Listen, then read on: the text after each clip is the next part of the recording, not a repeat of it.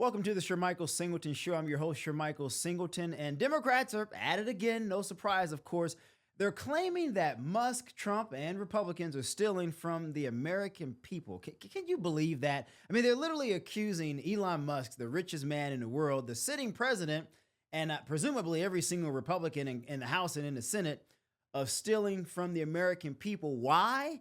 Well, because Republicans want to cut the federal budget, which most Americans actually want. It's desperately needed, but Democrats aren't talking about that. Now, here's an opportunity for Democrats to work with Republicans to cut federal spending, to lower the deficit. The debt, and we're going to put the debt clock up now, it's $36 trillion and ticking by the second.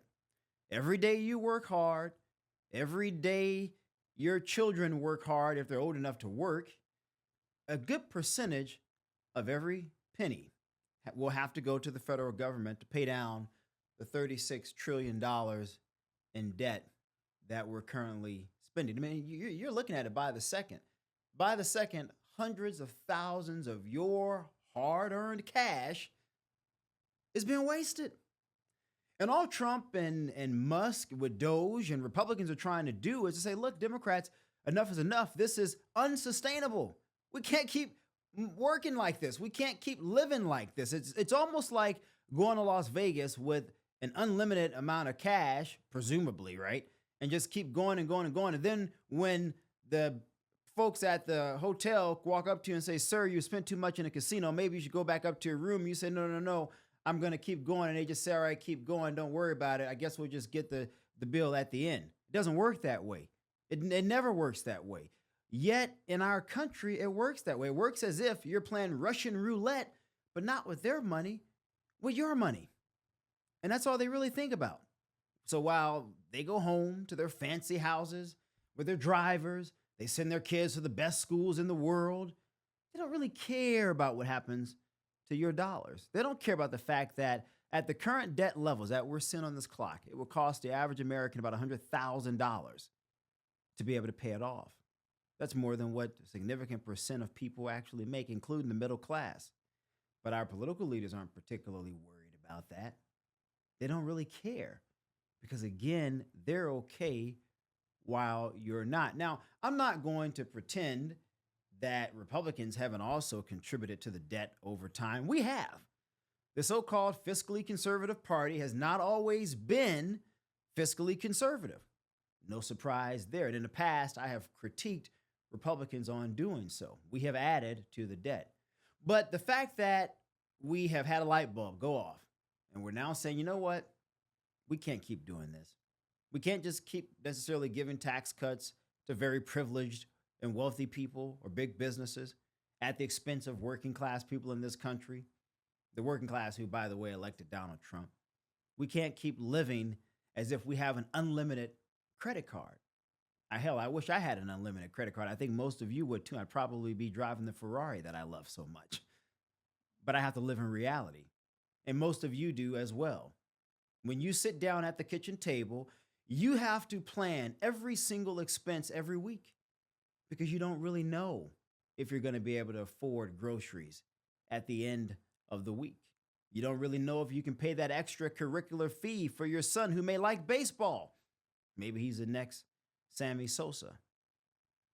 But Congress doesn't live in that reality. They don't have to think about the budget every week or every month. And even when they do pass bills, these continuing resolutions, it's not like they're actually balancing any damn thing. They just keep spending. They say, we're going to kick the can down the road. We'll eventually get to it. But they never do. But yet, our Democratic friends wants you to believe that it's Elon Musk, the richest man in the world, Donald Trump, the sitting president, and every single Republican's fault because they're trying to steal.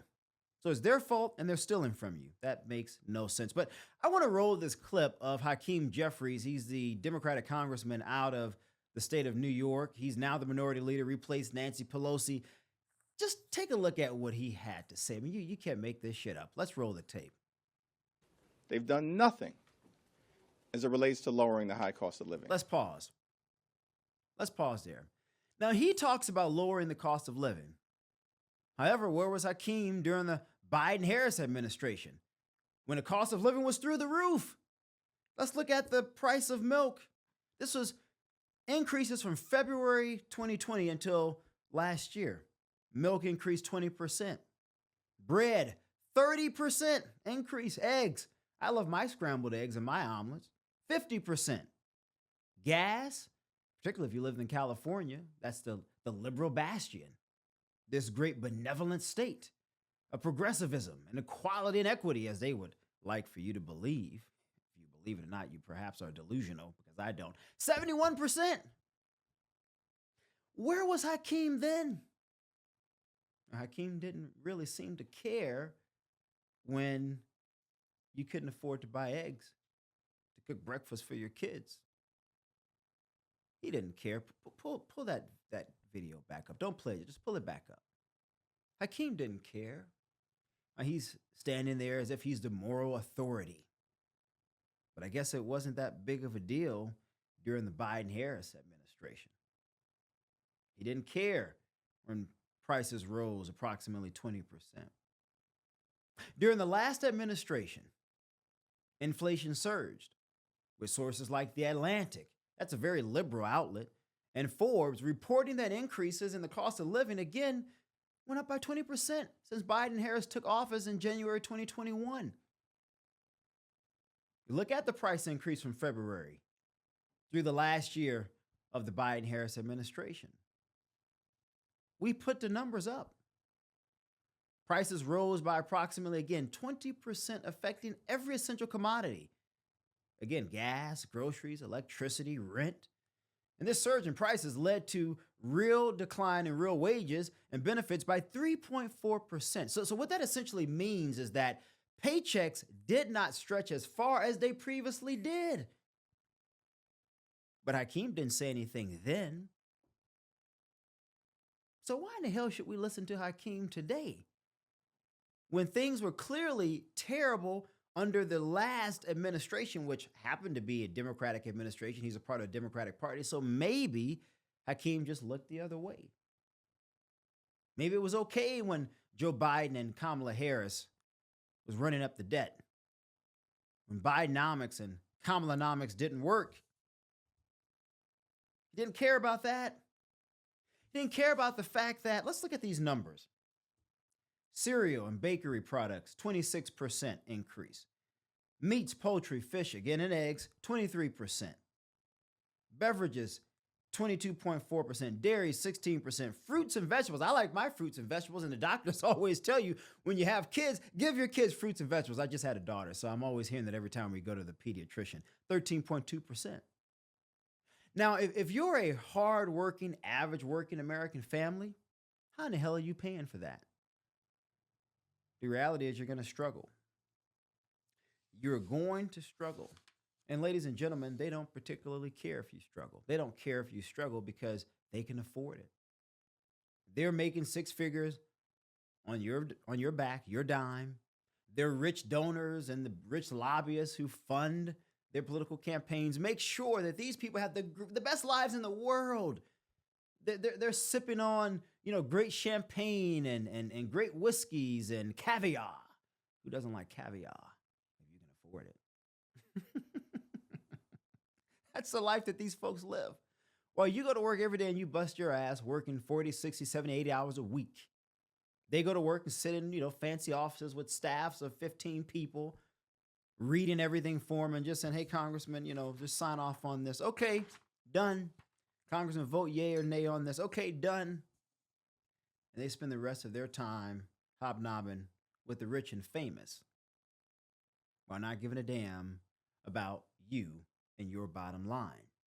And so when the minority leader says, well, Elon Musk and Donald Trump and Republicans are stealing from you, because that's what he's talking about. When he says they, well, who's the they? Who's they? And to accuse these folks of theft, I mean, man, that's a big ordeal. To steal billions of dollars, I'm assuming he's alleging, from the U.S. taxpayers. I mean, that's a prison sentence, Hakeem. Is that what you're saying? But let's roll the tape here and finish listening to what the good minority leader Hakeem Jeffries out of New York has to say. I mean, first is theft. Who in the hell knows where else he's going to go with this? Let's roll the tape. At the same time, they are raiding the government, attempting to steal taxpayer money. Let's pause. That's what.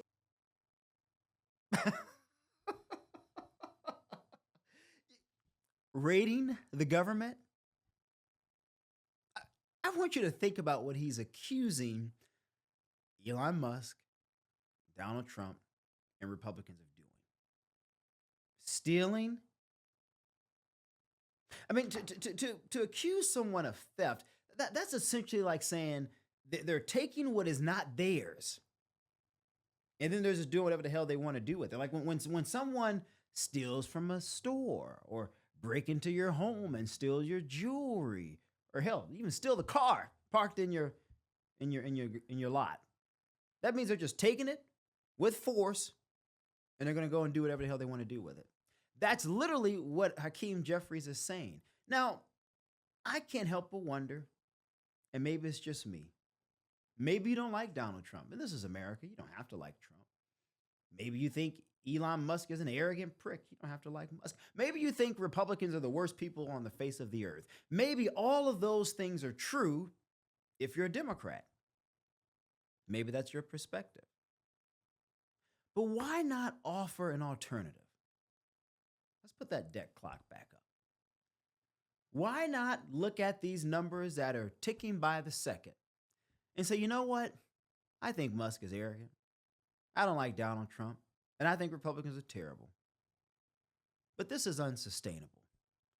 And I can't go back to New York, Hakeem, and tell the poor black and Hispanic people who are living in my district, struggling to make ends meet, that we're going to leave this to their children and grandchildren and generations to come. So you know what? Maybe I do disagree with Republicans on everything. But on this, we're going to figure out a way to make it work. On this, we're going to put aside the partisan cudgel. And we're going to be pusillanimous in nature. We're going to be tough and strong as Democrats. And say, you know what? We're going to put our emotions to the side for the benefit of the country. He's not doing this. He's not doing that. He's playing politics on your backs. How in the hell is that acceptable? It doesn't benefit the people in his district. It doesn't benefit the people across this country. But that's become part of the course in politics today. And again, Republicans have had their moments of doing the same thing. When you're not in power, you put all the blame on the other guys. So this $36 trillion, that's all Republicans' fault. Democrats have no blame in this. But what about when they were in power? They didn't attempt to do anything because they didn't care. I mean, again, you look at these prices. These prices are still up.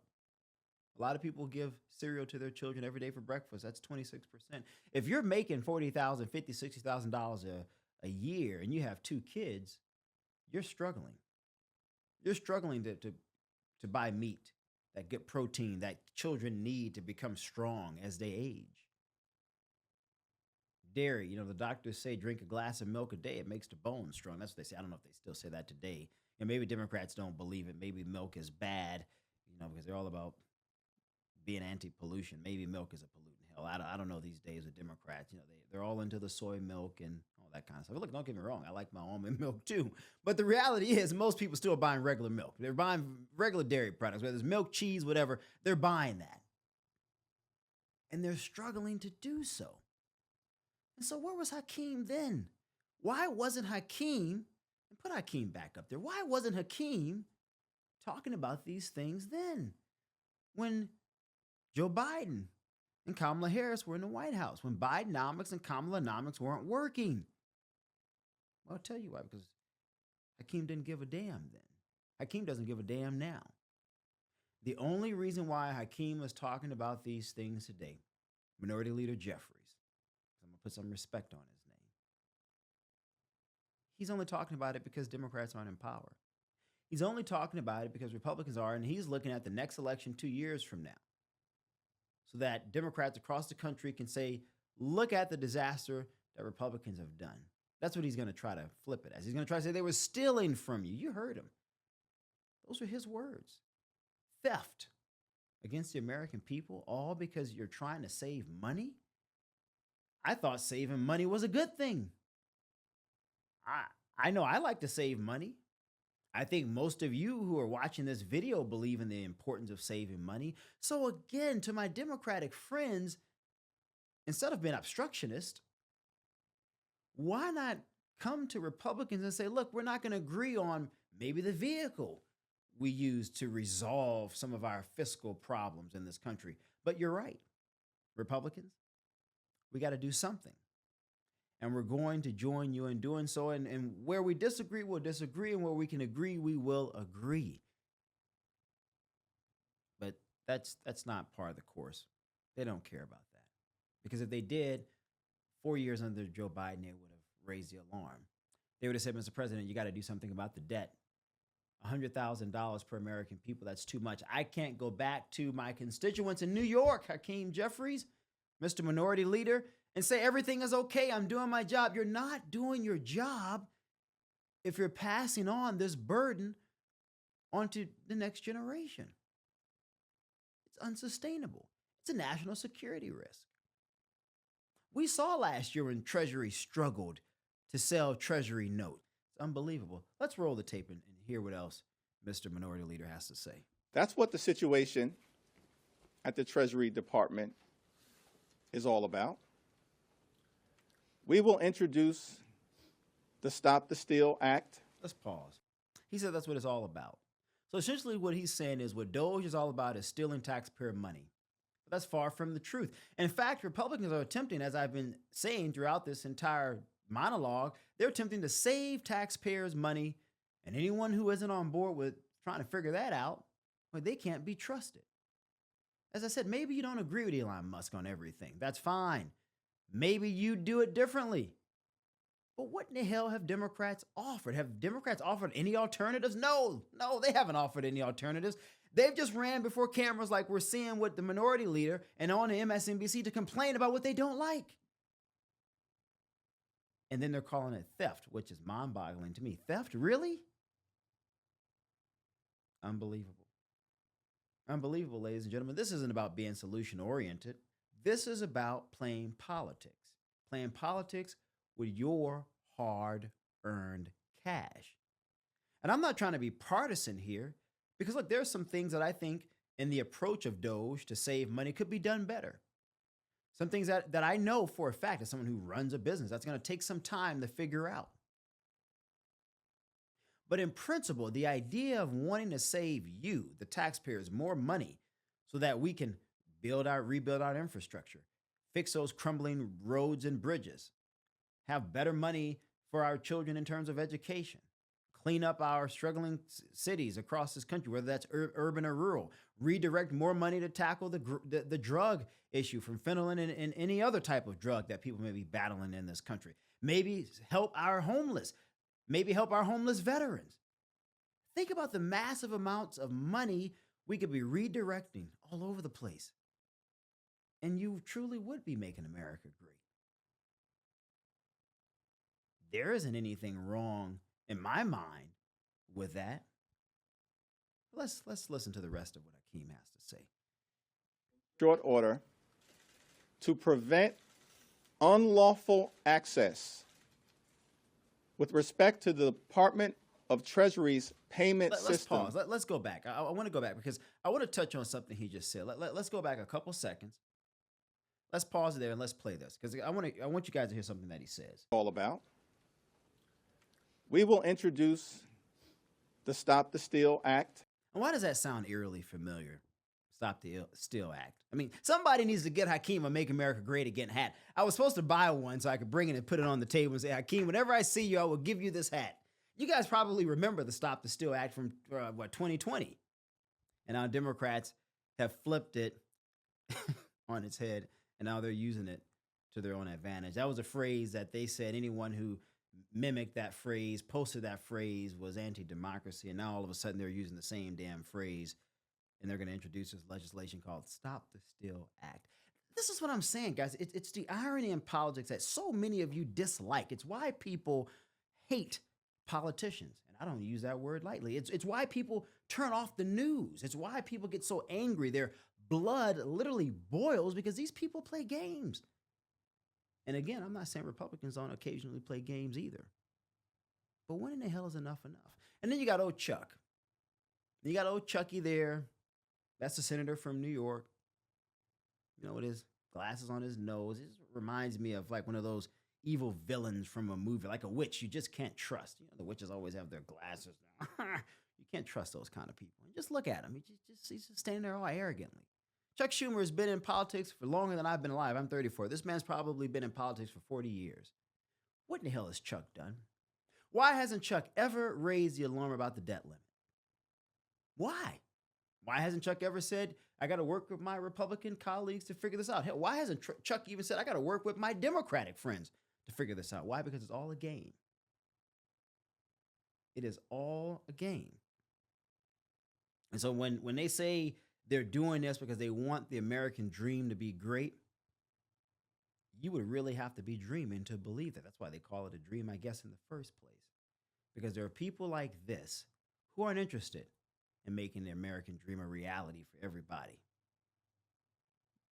They just view us as pawns in the game. That's it. And they're the gatekeepers. And then their masters are the people who are funding their campaigns and giving them a ton of money. And again, I'm not saying that this only exists on one particular side, but in this particular instance, it happens to be Democrats. Let's finish the tape. In short order, to prevent unlawful access with respect to the Department of Treasury's payment system connected to people who are trying to steal personal, sensitive, and confidential information. You heard what he said? He said unlawful access to people who are trying to steal personal and sensitive information. I mean, what Hakeem Jeffries is alleging here is really serious. If Elon Musk may want to consider filing a lawsuit, but he's literally accusing Elon Musk and individuals who work for Doge of massive fraud, stealing someone's identity against their will, stealing their personal information. I mean, that's real prison time. That's what Hakeem Jeffries is accusing Elon Musk and Doge of doing. But he doesn't care because words doesn't matter because, again, this is political gamesmanship. It's almost like playing chess. And as I said, we're the pawns. With the pawns, you don't mind sacrificing pawns on the board. You try to use them as strategically as you can. If you're a chess player, you know what I'm talking about. But if you lose a pawn here or there, you can absolutely still continue the game and even win the game. We're merely pawns on a chessboard. And they just move us around all willy-nilly. But at some point, we have to wrestle with this. At some point, as I stated, Treasury had a difficult time selling Treasury notes earlier last year. People are losing confidence in the U.S.'s ability to repay back its debt. In order for the Treasury to continue to print, which can lead to inflation, somebody got to buy those notes, which are federally backed, of course. And we're saying if you buy these federally backed notes, you're trusting the full power of the U.S. government that we will eventually pay you back. But what happens when that $36 trillion becomes $66 trillion, $86 trillion, or $100 trillion? Will domestic investors, foreign investors, foreign nations, will they want to buy our debt then? Will they trust that these Treasury-backed notes, the dividends at some point can be paid back on them? Will they trust that? Probably not. So again, ladies and gentlemen, this goes back to the premise of my argument. Why not join Republicans, Hakeem Jeffries and Chuck, to solve the problem? Instead of standing there all smug, Chuck, because you've made millions of dollars throughout your political career, having done nothing but be a politician. How in the hell do politicians become rich? Maybe that's a question, a topic for a different show. But these guys they're not opening businesses. They're not starting great things that go to market that people want to buy, that consumers are saying, I must have this. No, they just serve for 20 years and insider trading and make a bunch of money. And next thing you know, they're living in $1 million houses. So for them, that $36 trillion is not a big deal. And you know what? Let's look at this. Wealth-based, debt-free, non-interest bearing. In 1862, President Lincoln issued $450 million directly from the U.S. Treasury. These debt-free, interest-free notes were known as greenbacks.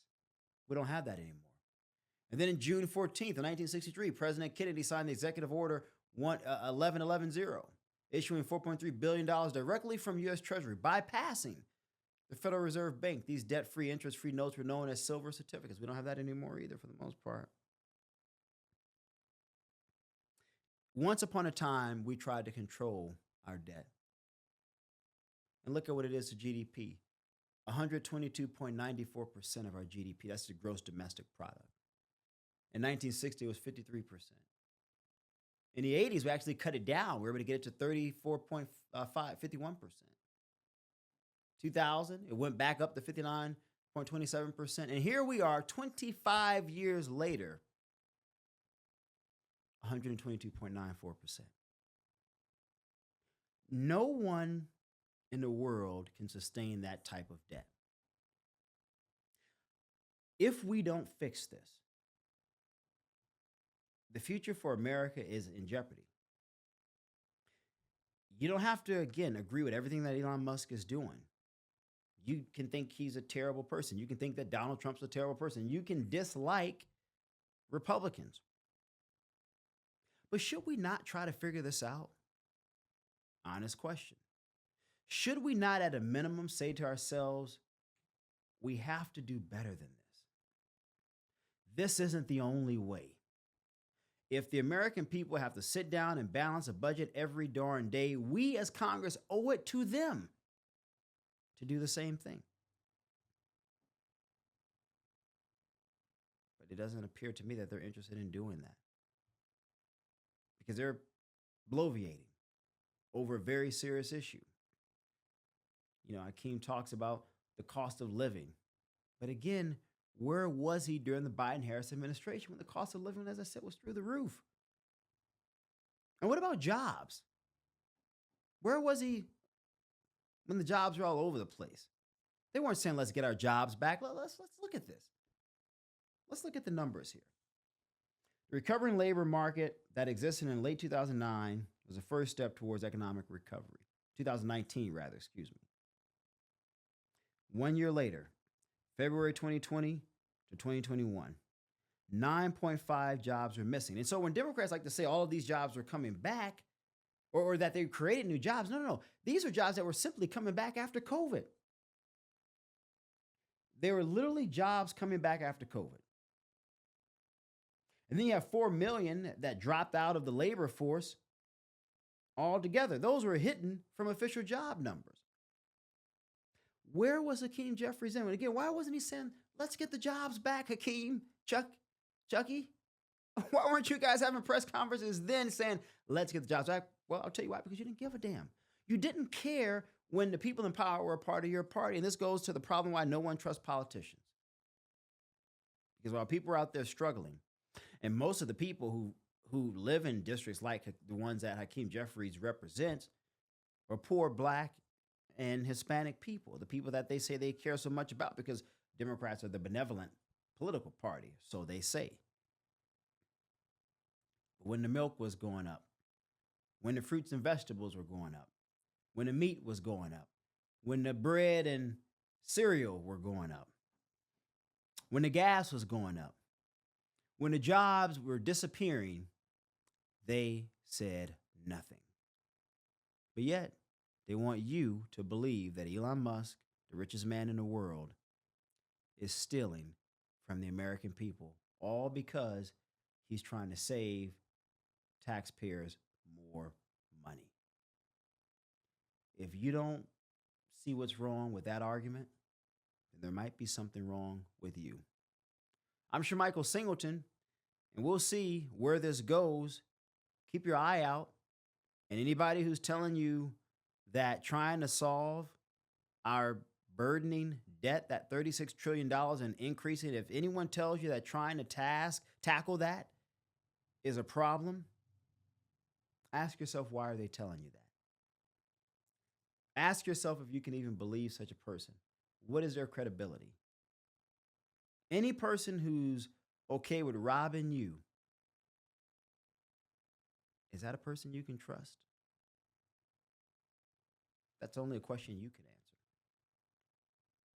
And then ask yourselves this. Instead of that press conference that we saw from Hakeem Jeffries and Chuck Schumer, instead of them railing against Elon Musk and Doge and Donald Trump and Republicans, why didn't they come out and say, we think the focus on lowering federal debt is good. We don't necessarily like the way Elon Musk and President Trump are going about it, so we want to offer some solutions, and we're coming to the table to say we want to work with you. Ask yourselves why they didn't do that.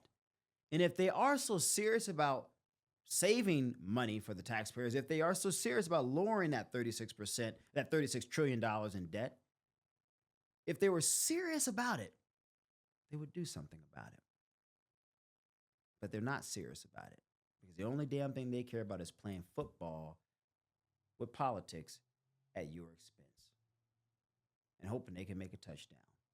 Well, my advice to you would be, don't let them. Don't fall for the okie doke.